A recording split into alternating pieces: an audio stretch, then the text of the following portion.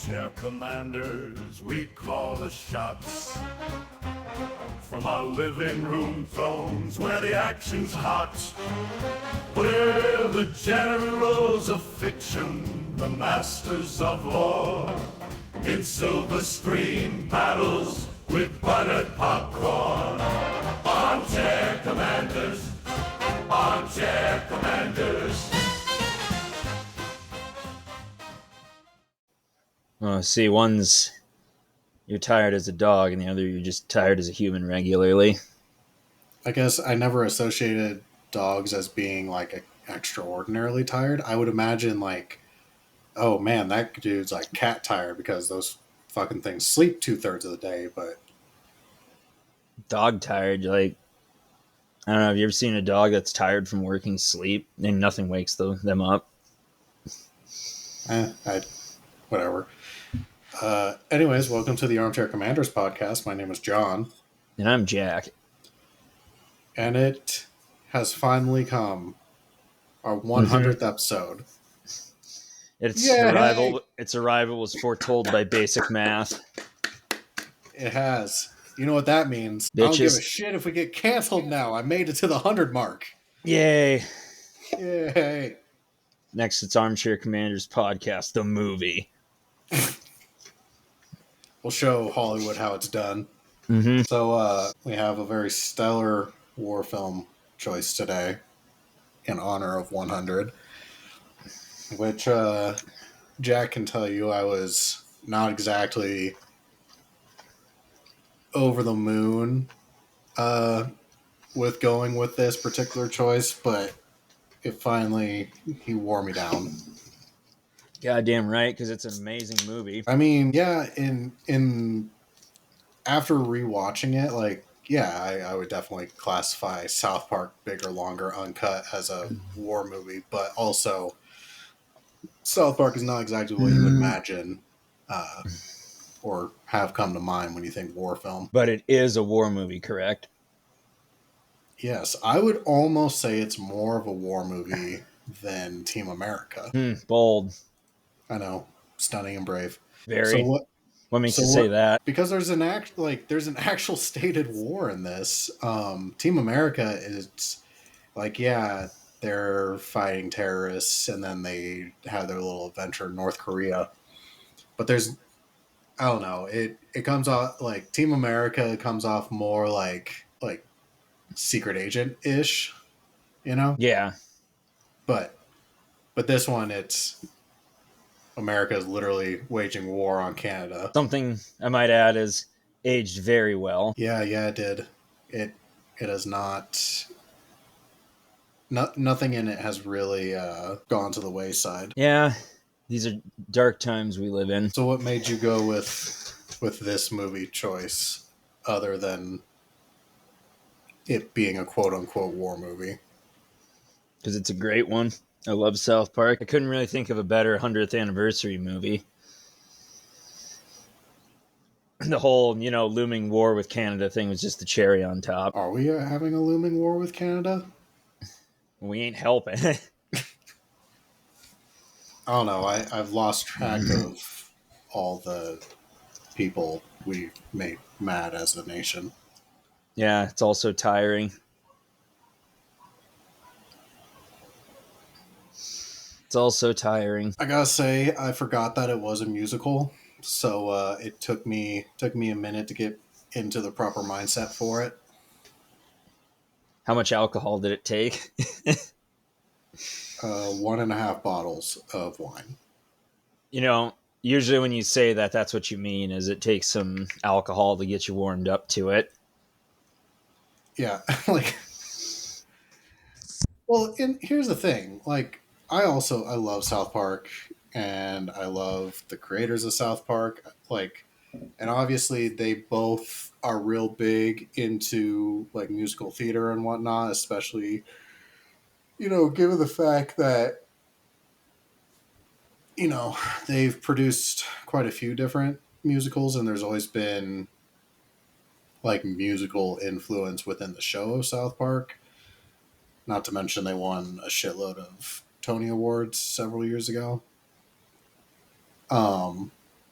but I think in my brain I was prepared for just like, even though I've seen this movie before, like it's been so long since I watched it, I legitimately just was thinking about like, the classic scene that was like one of the first big hits on like YouTube, which is like, Mr. Garrison, how'd you like to suck my balls? What did you say? Yeah, I remember that. Well, I'm sorry. What I meant to say was, How would you like to suck my balls, Mr. Garrison? um, you can't, yeah. So, like, my brain was on that scene, and I'm like, okay, I'm going to watch an hour and a half of South Park. And then, immediately it breaks. It's pretty much a continuous musical throughout the entire movie. So, it took me a second to get back into it. I do enjoy myself a good musical. I just need to be in the right space for it.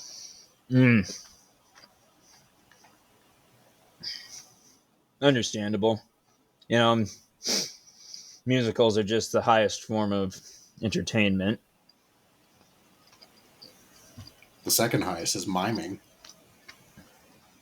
Third is shadow puppets. Fourth is regular puppets. Would this movie have been better or worse if they had been played by puppets?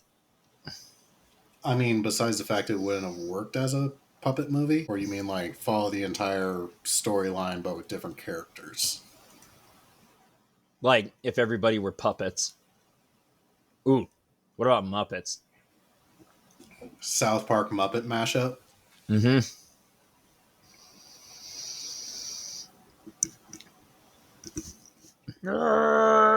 What was your favorite musical number from this? You really need to think about this, but off the top of my head, I gotta say Kyle's Mom's a Bitch. Just iconic.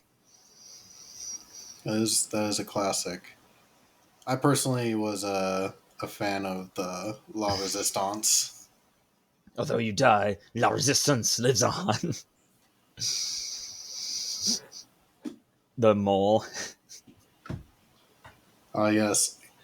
Yeah, and that's this is absolutely 100% its own story and whatnot, but I do really appreciate all the nods to other films in it.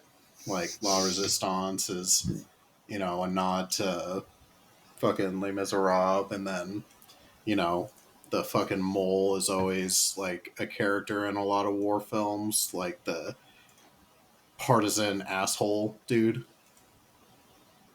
Yeah. Our titular characters always asking themselves, what would Brian Boitano do? What would Brian Boitano do? He'd probably kick an ass or two. That's what Brian Boitano would do. That's another great one. Hi, I'm Brian Dennehy. I'm not fucking Brian Dennehy. Fuck out of here, dude. I like that, like, God, when did this come out?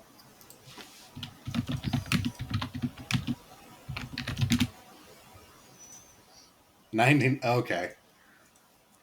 So it came out in 99. Um, and obviously pre 9/11, pre Iraq, pre Afghanistan. Like, I love the fact that in universe, like, South Park kind of has like an alternative history thing going, because they had this entire story arc within the series around Saddam Hussein. Yep. It's been 2 weeks since Saddam Hussein's been killed by a pack of wild boars and no one seems to care. But yes, that was another surprise, was seeing Saddam in this movie, because I was like, oh yeah, that was a thing for a while in this show before Saddam got like actually killed.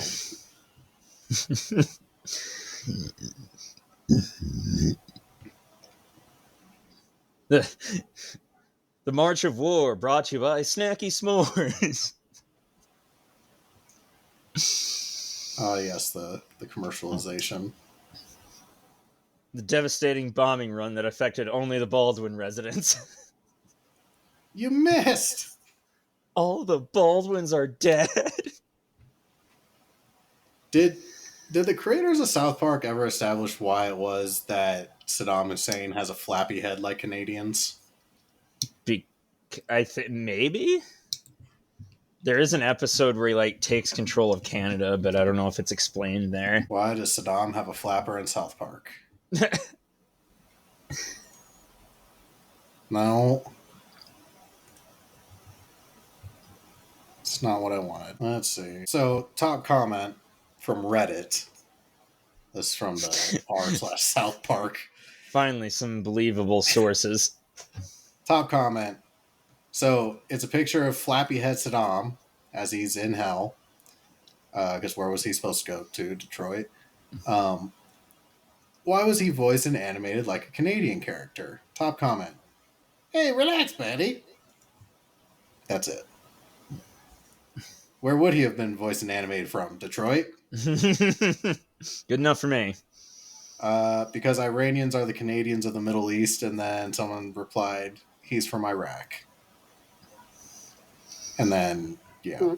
So here's a legitimate answer. The real answer is it was early on in the show, and they hadn't established that floppy head equal Canadian yet. Ike was just meant to be a baby. You can see in the episode with Starvin Marvin, one of the Ethiopian women is holding a baby that looks like Ike. It was just meant to make Saddam Hussein look goofy and stupid and low quality, along with Terrence and Philip. In Terrence. In an earlier episode, when the Iraqis show up to arrest Miss Evans, they show a picture of Saddam drawn in the traditional South Park style. So don't overthinking is what I'm hearing. Correct. Because with other celebrities, they literally just do a cutout of their head and then superimpose like a moving mouth over it. And because they wanted to make him look goofy, they just made him a flappy head. Yeah. So good enough for me. Had to do a little scrolling, but I finally got a real answer. Thanks, Reddit.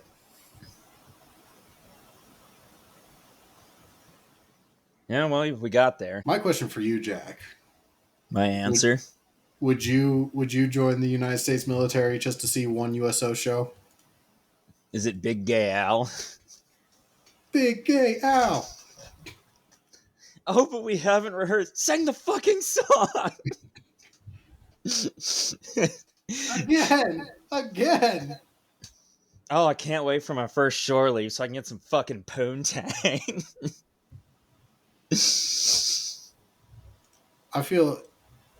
I just felt like everything that had to do like second half of the movie going forward, I was like, man, this is just super on point. Just like, because I feel like there have been people who have joined the military for a lot less than that. I mean, yeah. But I mean, hell, a live execution of Terrence and Phillip. Yeah, the start of the apocalypse. Make us sound like a dying giraffe. Hey, did you hear that? It sounds like a giraffe's dying over here. I hit that. Shit. So this is I almost said niche, whatever. But French characters known for digging. That we have that dude from Atlantis, Mole from this movie. As above, so below, Le Tube. So is that like a trope or something that I missed out on, or? Well, let's ask Google. Oh, wait, no, never mind. I thought that was like an actual history thing, but I was wrong.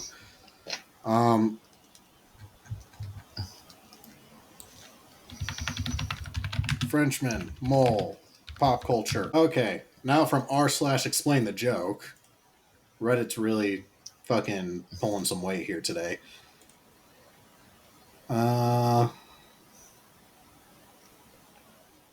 So they're asking the same question we are. Is there some historical figure or fictional character that they're both spoofing?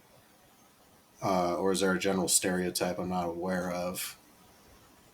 So apparently it goes back to World War One.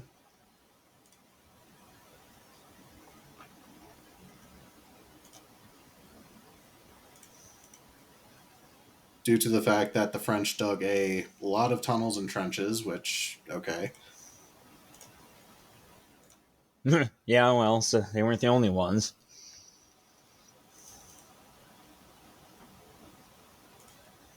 Okay. So there was an author who popularized the word mole in the 70s for a deep infiltration agent, took a French pseudonym, Le Caire. So it's like a super deep cut reference. Okay. Here's a different one that's just a stereotype of French infantrymen from World War One. Quote, they were said to be stubborn, hairy, and covered in dirt, often from the trenches. However, they were stereotypically not always the most obedient overall, though they go on to say they were hairy and dirty again. Okay. Oh, because they were hairy and dirty and dug a lot and were commonplace like moles in Western Europe, which is where Frenchmen digging like moles is a okay. It's a combination of an author who took a French pseudonym and World War One French soldiers who dug a shitload of trenches. So that's our little history fact of the day.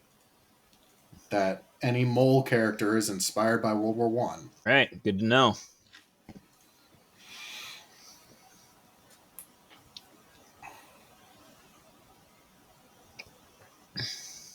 All right, who would have thought this movie would be so cultured? I mean, they are rather, they are smarticle. They make lots of smart people references. Tons. Their beady little eyes and their flappy heads. Man, please, may I finish? Okay, I'm finished. I find it interesting that the movie, as it stands, even made it past the MPAA. For as much as they shit talked it.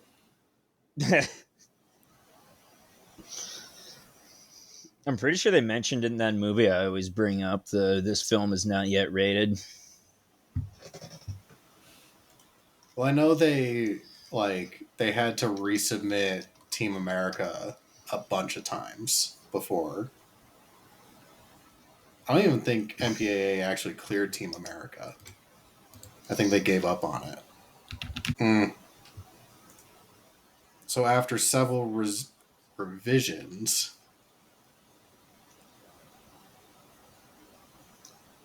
so it was originally rated NC-17, and then they had to revise it a lot to get it to the R rating. I mean, it's just puppets. It's just puppets, indeed. Just like this is just a cartoon. Cartoon which was nominated for an Oscar. Yeah. Won many awards. Very lauded in its time. Very groundbreaking. I remember watching an interview from the South Park guys where they're like, they weren't mad that they lost the Oscar because they got nominated for their song "Blame Canada," and this film came out the same year as Tarzan, and they weren't mad that they lost the Oscar. They were mad that they lost the Oscar to Phil Collins, who wrote like the main headline song to Tarzan that year. And oh boy, did they let him have it. Yeah. In the South Park video game, there's an item you can find called Phil Collins music Oscar, and you find it in the sewers. They're not bitter at all. Yeah. I mean, in Phil's defense, Tarzan. That soundtrack went hard. My heart. Two worlds, one family. Man, my God, yeah, he put his heart and soul into that.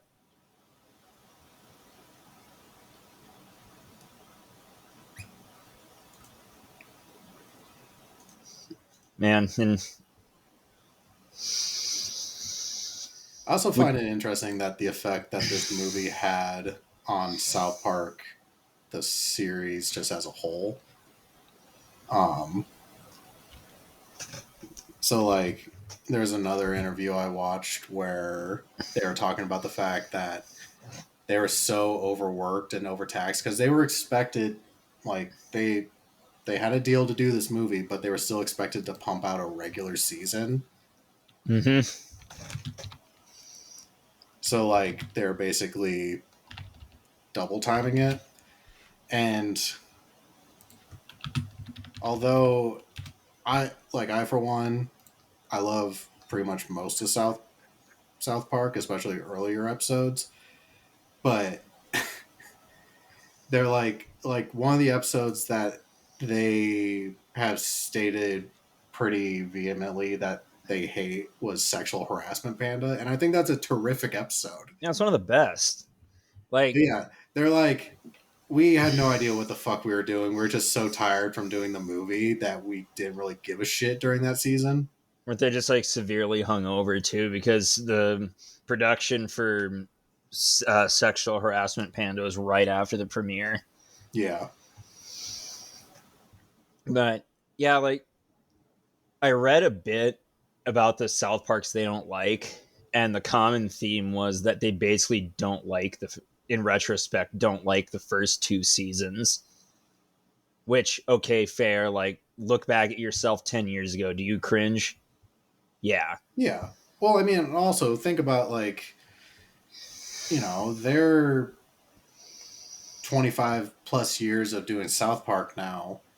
I mean, that's a lot of fucking material that they've produced. So, like, obviously, in the grand scheme of if you produce 25 years of material, you probably are not going to look back on your first year or so No. all that fondly. Kind of like us. Yeah. War, man. Wow. Wow. That's tough. Winona Ryder. A little bit of continuity in this movie there. Like, when the general brings out Bill Gates to harangue him over Windows 98 and then shoots him. Bill Gates actually... I thought you said Windows 98 was the cutting edge. It is the cutting edge. It's over 10 times bang, shot in the face.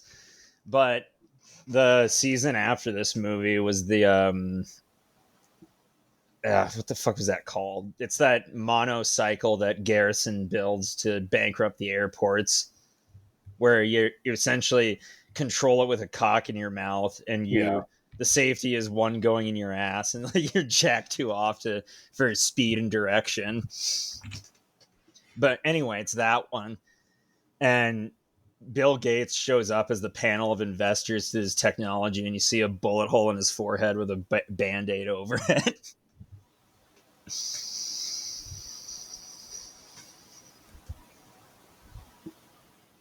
You looking it up now because you're curious? I am. What? You said the episode that he has a bandaged head. It's The Entity. The episode is called The Entity because it's the first appearance of Kyle's cousin Kyle. Oh my god, the air up here is so dry. Okay, because I was looking at season 4. This one's season 5. How to eat with your bet.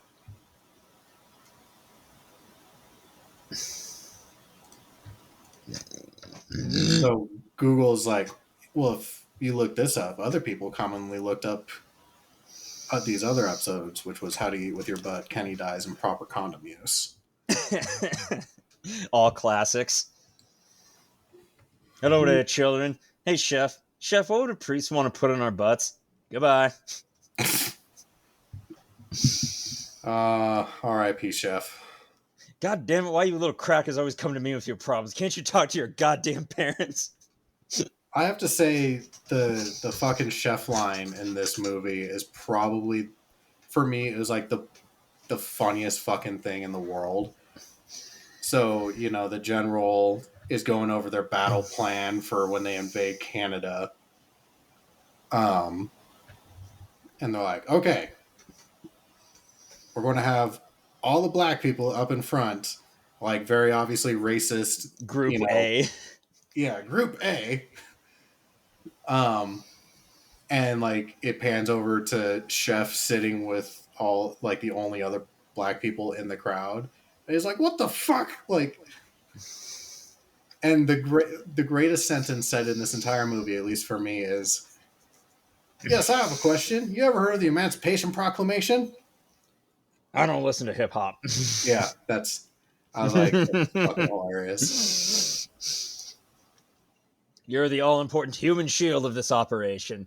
Group B, you're part of Operation Get Behind the Darkies. I would like to formally say that we don't approve of the language used. Also, racism is bad. Racism, man. Wow. I mean, wow, right?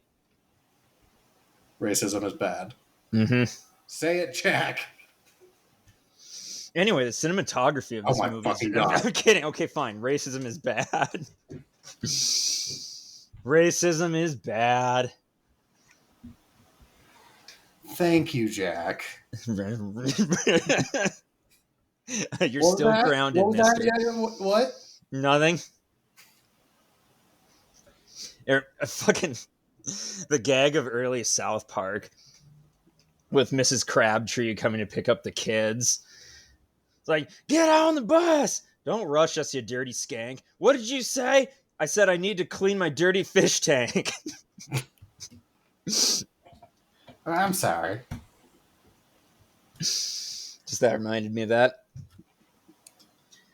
But this was like the turning point of the series, as we said earlier, where it went from peanuts on acid to like actual commentary on society and current events.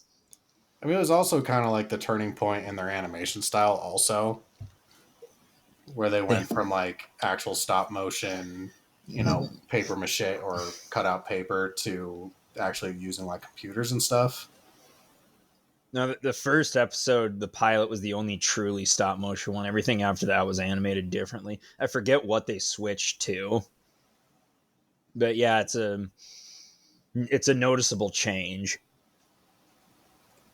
It would like this movie is like what kickstarts what we would imagine as like modern South Park appearance. Mm-hmm. Cartman went from like asshole dickish kid who's kind of stupid to like actual mastermind. Well, um, I really enjoyed, you know, after like there's a lot of lead up in this movie to the grand finale, if you will, of uh the blood of the innocents being spilled.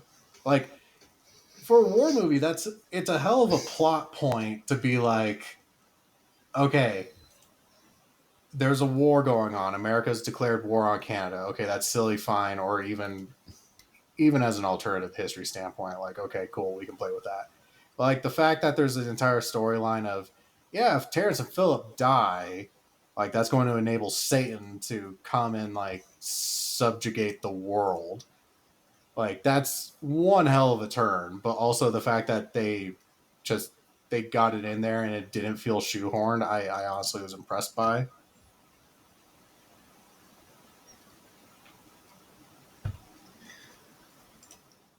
Also, I feel the need to mention um, the voice for Wendy in this movie, because this is the old voice with Mary Kay Bergman. She was a bit more childlike and high pitched in the early seasons. But unfortunately, Mary Kay Bergman passed away due to suicide around the time of this movie. And I don't know who voices her now. I was not aware of that little factoid. Yeah, that's why she sounds so different. Previously been voiced by 3 different voice actors in the show's run: Mary Kay Bergman, Eliza Schneider, and Mona Marshall. Oh, and fourth too, because she's voiced by April Stewart now since 2004. Well, I mean, South Park only has like 4 voice actors. Another thing I learned about a year ago is that there's a lot. Apparently, this show is really popular in France, and they hate the American version of it, but love the French dub because in the French dub, everybody's voiced by a different character. So instead of it being like 4 voices, it's a shitload of different voices. Apparently, the voice acting is really good too, but I don't I don't speak cheese eater, so I wouldn't know. You don't speak mole? Le tube. Who sent you? Did you get the butt for? What's butt for? For pooping, stupid. Wah. Wah. I was like, that's an oddly specific noise, and then I tried making it myself. I'm like, oh, that's actually not that hard of a noise to... Like, them making the dying giraffe noise, I was like, that's really jarring. I think that should be our safe word when we're at parties. Yeah, to get out of here, the dying South Park noise. Or the dying fucking Oh no, I'm having a great time. I'd love another drink. Ooh. We gotta go now. I love it. But going back with the whole like Satan trying to take over the world aspect of this film, I do like it's fucking South Park, but I still think it's a great like battle scene, like the Canadians preemptively attack and the Canadians are attacking. Run for your lives. Another great moment where Mr. Garrison's like, I don't know if I'm going to make it. Take Mr. Hat. And then later, one of the boys is like, I don't know why I'm still holding this. And they just throws it, and you just hear from like the background, Mr. Hat, no! I like when the Canadian soldiers are shot, they just say, ouch, ouch. I love that they're like trying to shoot demons. Kyle, I'm sorry I called you a Jew. You don't deserve that. But I am Jewish. No, please, Kyle, don't be so hard on yourself. Stan finally finds the clitoris. Just gotta be confident, dude. Dude, you just have to have confidence. Why was the clitoris look like a giant like mound of ice cream? I don't know. The clitoris is a liberal lie, like the female orgasm. Anyways. Not going to engage with that, okay. Moving right along. Nope, we're not doing that. Not today.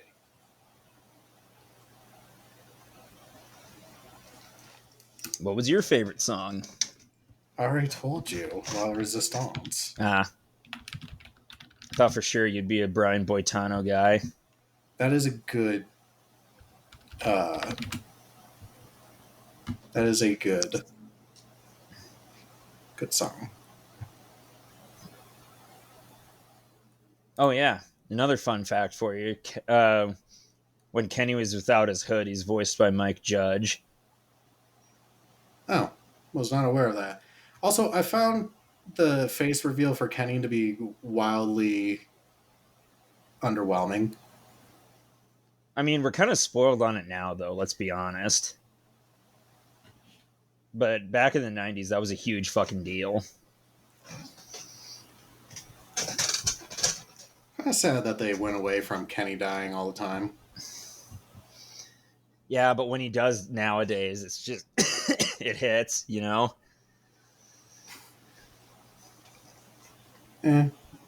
So, fun little factoid. Going back to the rating part. Obviously, a big part of this film was the use of swear words. It's the whole reason for the war against Canada because Terrence and Phillip have filthy mouths.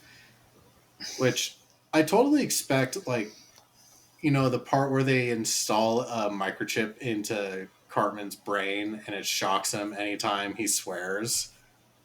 I totally expect that to be like an actual thing in the next like decade.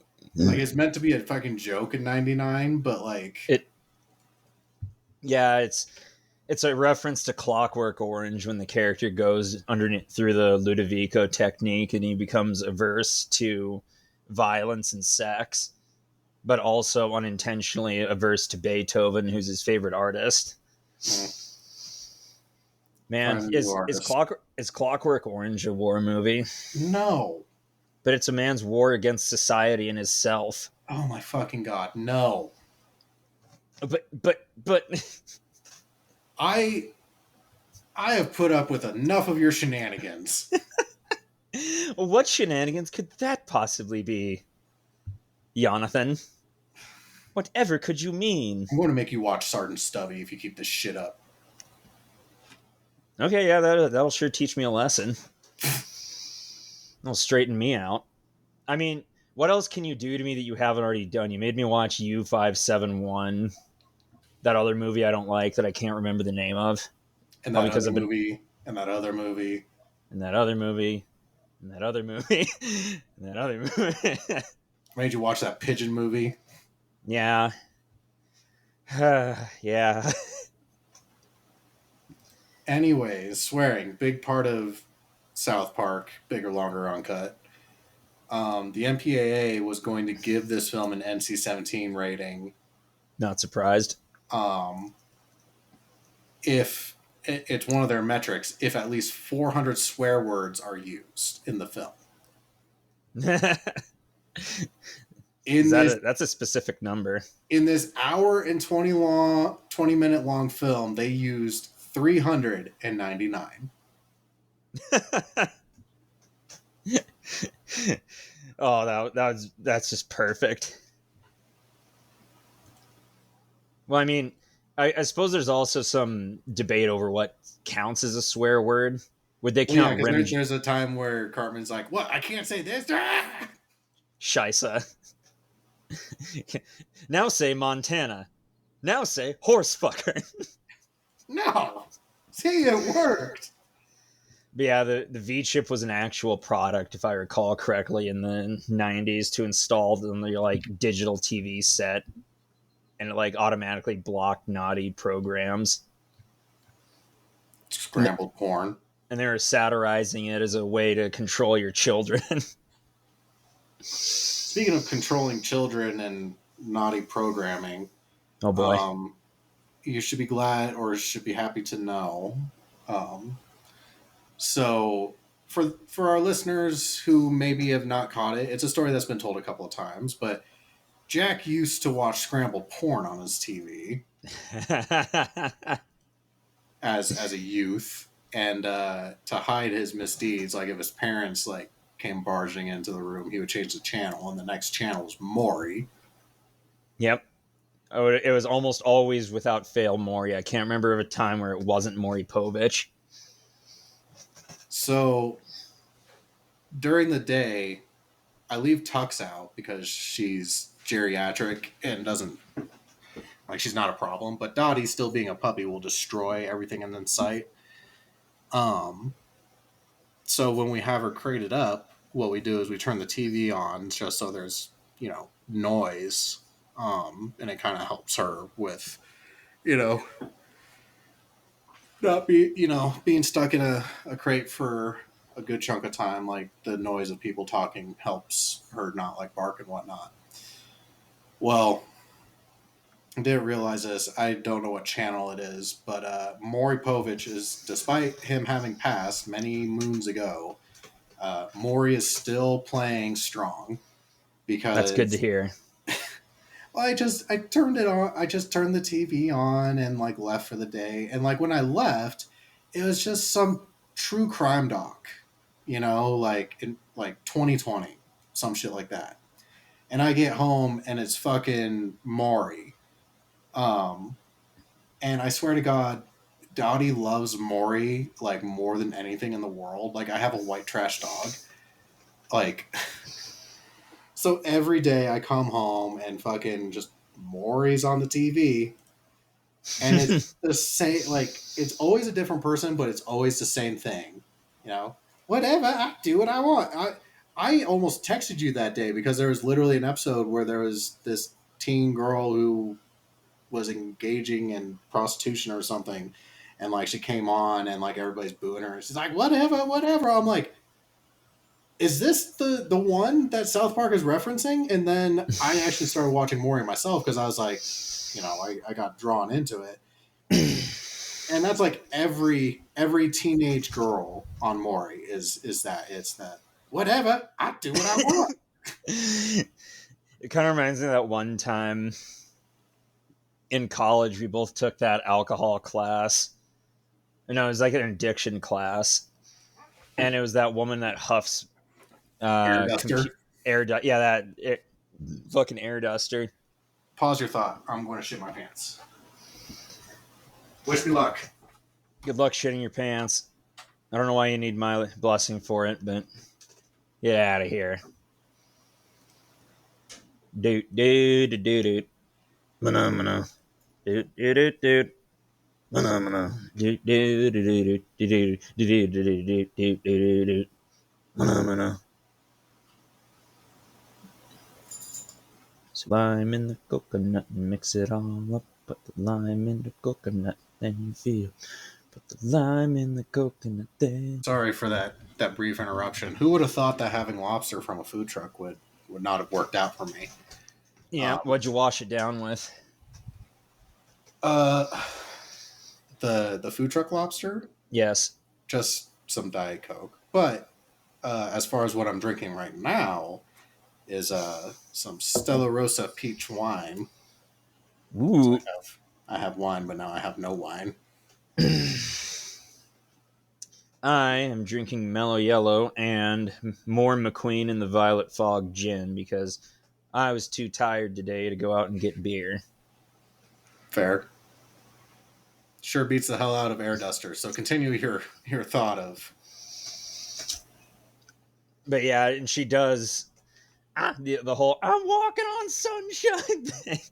Oh yeah. And we're like, no fucking way. We're like, we knew they were parodying a real show, but we didn't know that they were parodying like an actual moment from the show. And just there's really no way to prepare for that either. They're just blindsiding you by that. Yeah, I remember because we were sitting next to each other. We just like looked at each other like, what? Did she just yeah, South Park and its references.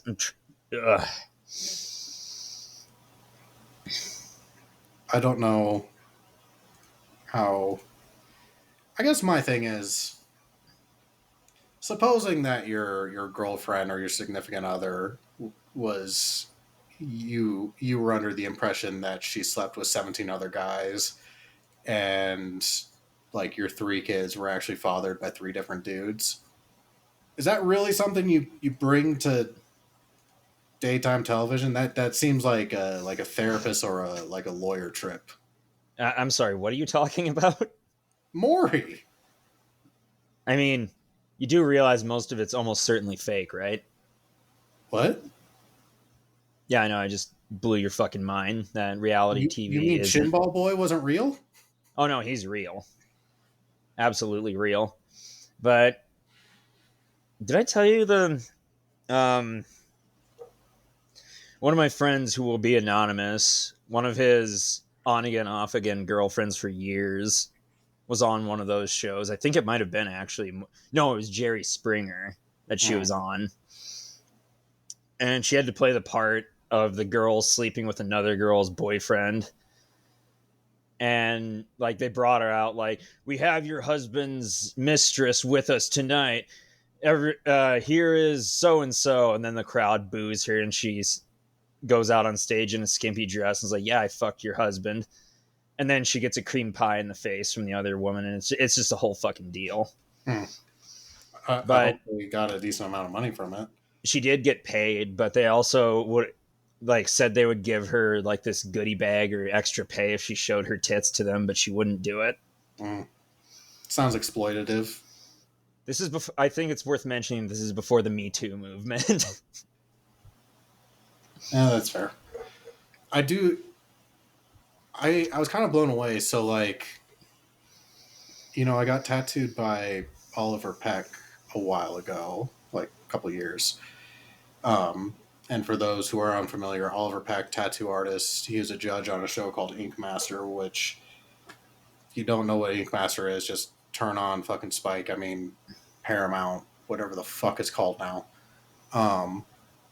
Because Paramount either plays fucking Ink Master or Bar Rescue reruns. It's kind of a shame they don't play like old Spike TV shows like Mansers. like I was like, because I mentioned a couple episodes ago that I know a guy who was on one of the episodes of Deadliest Warrior. So I was like, okay, I have Paramount Plus or whatever the fuck it's called.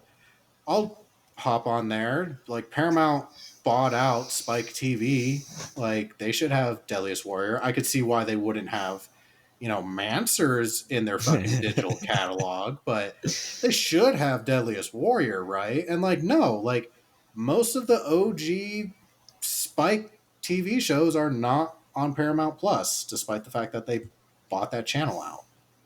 The convenience we demanded is now our greatest curse. I know, it kind of pissed me off, honestly. Man. Because I was like, I have to watch this episode. Because when I was told it, I was like, no way. Like, this guy was not in this fucking TV show. Like, like the general skepticism you have about anything. And, like, even going to YouTube, like, there's only a couple of, like, sparse clips from the episode I wanted to look at. And I'm like, what the fuck? Like, this was, like, the TV show for a teenage boy in 08. Yeah. I used to fuck hard with Mansers. It was stupid and probably hasn't aged well, but it was entertaining at the very least. No, it absolutely is not aged well. I can guarantee you that much.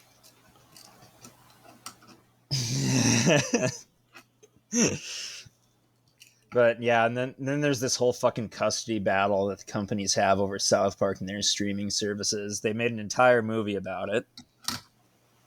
Have they? Yeah, the streaming wars. Oh, I didn't see Streaming Wars. Was Streaming Wars Paramount? I believe so, yeah. I don't know, because South Park. I remember a time. Snap suspenders. I remember a time when both South Park and King of the Hill were both on fucking Netflix. Yeah, and Batman Beyond too. But no. Yeah, when Netflix had no competition, or like their first competition they had was Hulu. and Hulu was more. I was trying to remember. They're more like TV show focused, which is I think why they lost. Netflix lost a couple of shows, was because Hulu was more TV series focused than movie focused. But I remember that was like. I was like, oh, this is perfect. I pay, $9 or $10 a month and I have unlimited access to fucking South Park and King of the Hill. I don't really need anything else.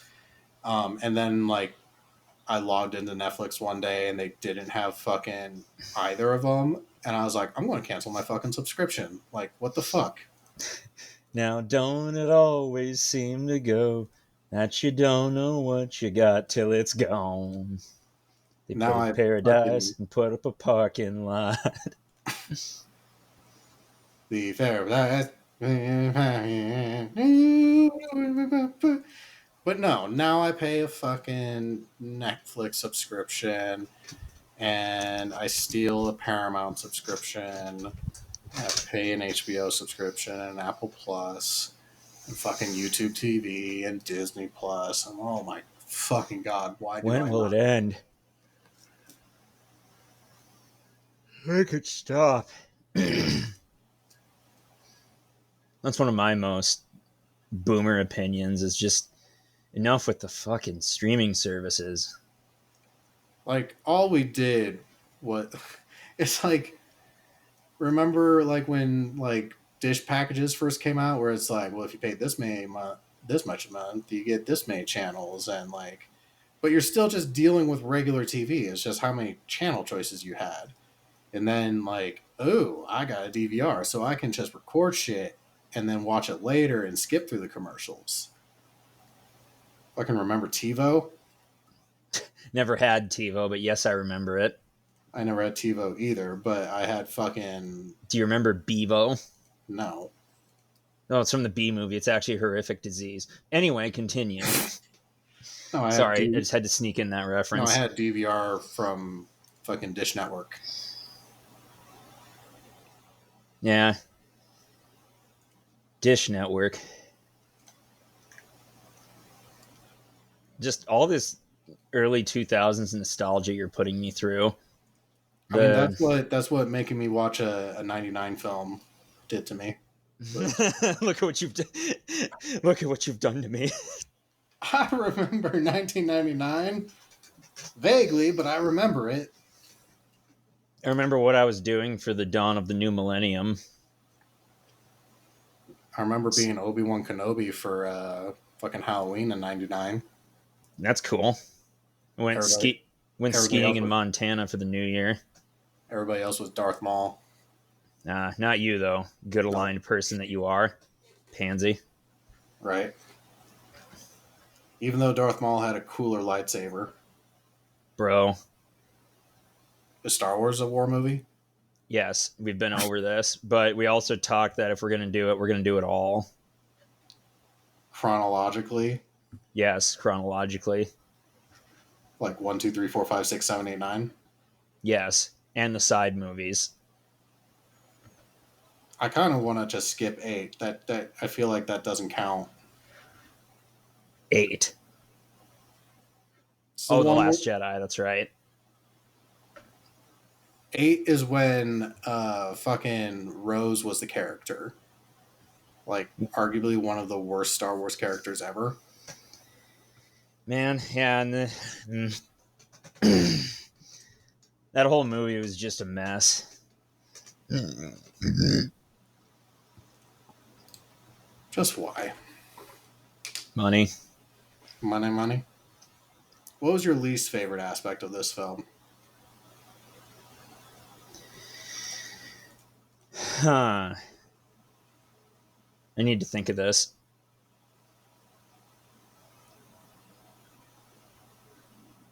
I can't really think of anything off the top of my head. What about you? I shall grant you one wish. Oh, you wish for me to go back to hell and to stop invading the earth? Okay, my child. Lazy. Oh, but he gets accepted into heaven. I like that Gandhi is in hell. Everybody's in hell. Except the Mormons. The correct answer was Mormonism. Ah! Come with us. We're going to do a play about the dangers of smoking. I love how in the series, that's how they end up just getting rid of Saddam, is shipping him up to heaven. Yeah. And then he ends up making a weapons factory in heaven disguised as a chocolate chip plant. What? No. That was a parody of, like, back in the 90s, him investing in quote-unquote fertilizer plants and everyone and their mother knew they were bombs that he was making. I don't know. 2003 rolled around. We didn't find anything. No, WMDs. We did find a shitload of that gas he used. What was it, sarin gas? No. Was it mustard gas? Phosgene? What gas did Saddam use? Yeah, he used mustard gas, sarin, and VX. What the hell is VX gas? It was a violation of the Geneva Protocols of 1925. 1925. You got your least favorite moment yet? I do not. Hmm. Maybe the Shisa video. God, your Man, mom sucks, Cartman. Mom, if you were in a German Scheiße video, you'd tell me, right? Of course. Man. Yeah, it really doesn't add anything to the plot, just a gross out joke, which, okay, yeah, I guess it works. But I felt that way about the entire Terrence and Phillip movie. now that would be a movie. Asses of Fire. Suck my balls.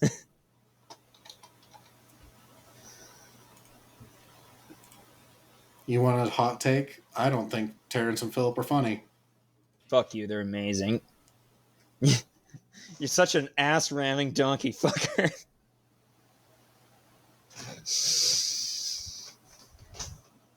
You're just mad because you're an uncle fucker. Yeah. I think it's about time we rate this film. I agree. What metric should we use?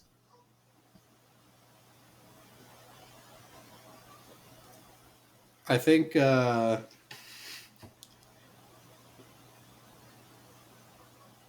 another shocking moment is when Saddam and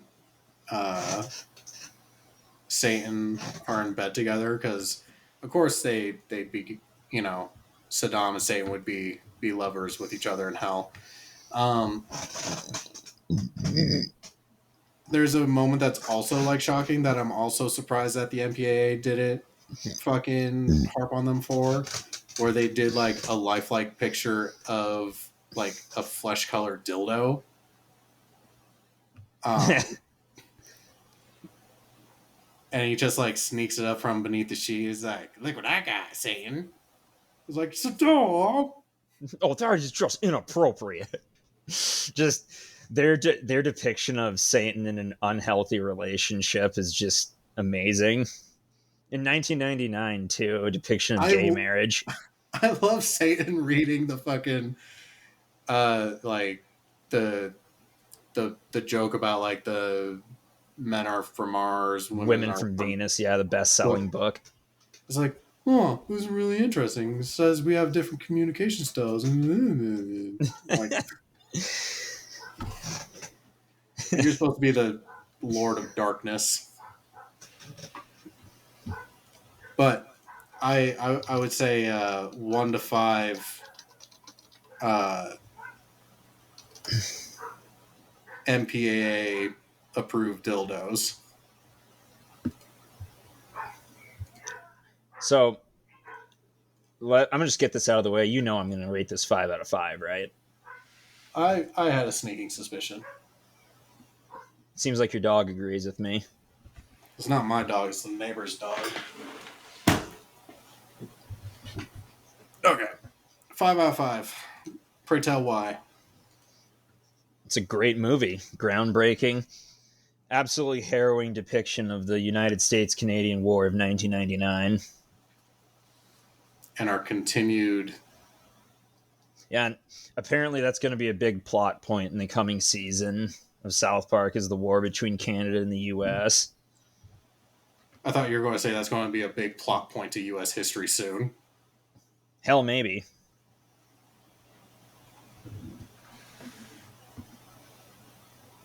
See, this is what we get for not trying to take over Canada when we had the chance back at the end of the Revolution. Yep. We had our chance and we blew it. You blew it! But now Go ahead. But now we have the Canada, United States, Mexico alliance, or as I like to call it, the CUM.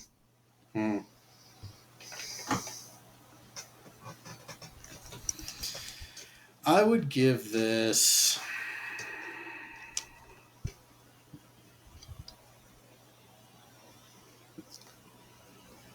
4.5 dildos.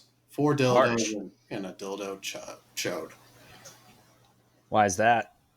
Because it didn't win the Oscar. It got beat by Phil Collins. Okay, how much of that is their fault? Yes. Moving on.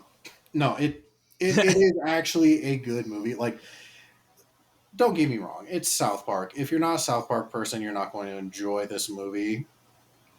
But that being said, even people who are not like big South Park fans, like there's a lot to be taken from this movie. So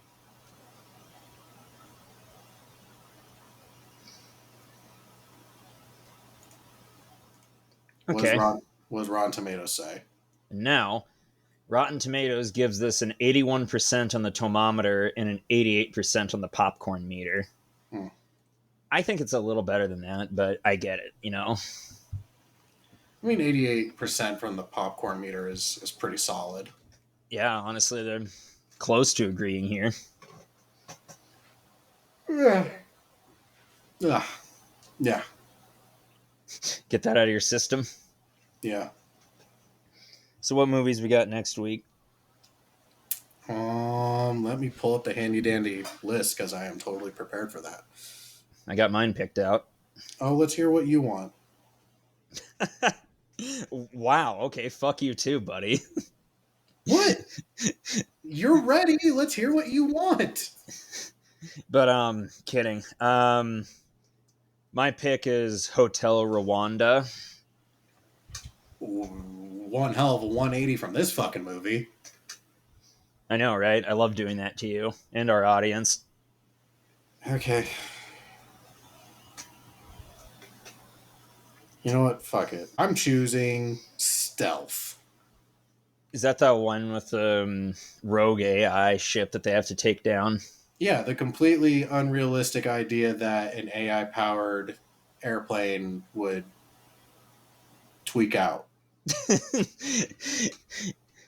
Ship shut down. I'm afraid I can't do that. Okay, pretend that I'm working at an AI factory and you're a boss giving me instructions on how to shut down a rogue AI. So, I thought I had some fucking dice up here.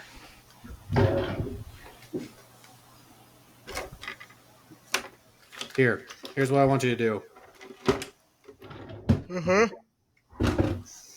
want to pick a number between 1 and 10. Okay, already picked it. Hmm? Already picked it. You've already picked it? Yeah, Oh, I was going to pick. Well, fuck it. 7. I was gonna pick that. So you pick 7. Yes, I picked 7. Okay, so does that mean I win? Sure, yeah, if that's what we were going for. Okay, fuck it. We're doing Stealth next week. All right, okay, fine, yeah. Fuck it. I vaguely remember seeing an ad for that movie in the theater while I was waiting on a different movie. I can't remember which one it was.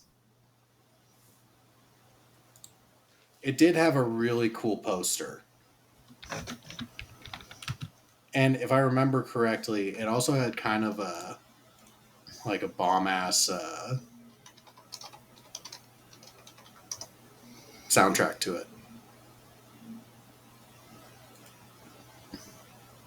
But Josh Lucas, Jessica Biel, and Jamie Foxx. So, What's Jessica Biel been up to? I haven't heard of her in a long time. remember when she was like one of the the top actor, like the always in the media, or Yes, I remember the 2000s. like the People magazine, and whatnot. Alongside RFK Jr., Beale publicly lobbied in June 2019 against California's vaccination bill that would limit medical exemptions from vaccinations without approval from a state public health officer. Huh.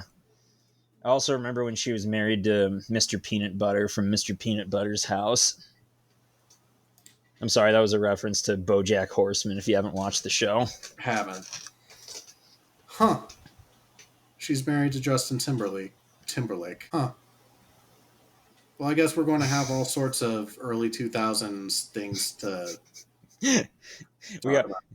we are depressed adults nearing their 30s or in their 30s, so yeah. It's only natural. I remember. Anything else, Jack? Nope. All right. Well, if you have enjoyed this episode, please leave a review. The stars do matter.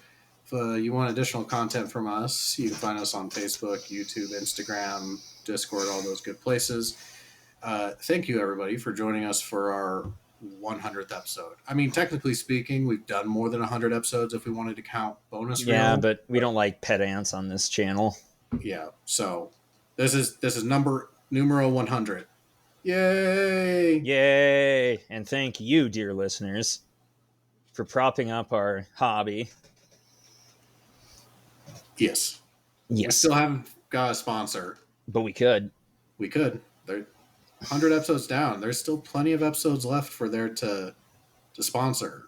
Yeah, see you. People out there who may want to sponsor us, you know, we've done over 100 different thingies, topics, films, pieces of art, if you will. Media. Media. Our list still has 100 plus things on it. We're constantly adding to it. So we still got gas in the tank. Yeah, see you at 250. Oh God. Okay, bye. Yeah, bye.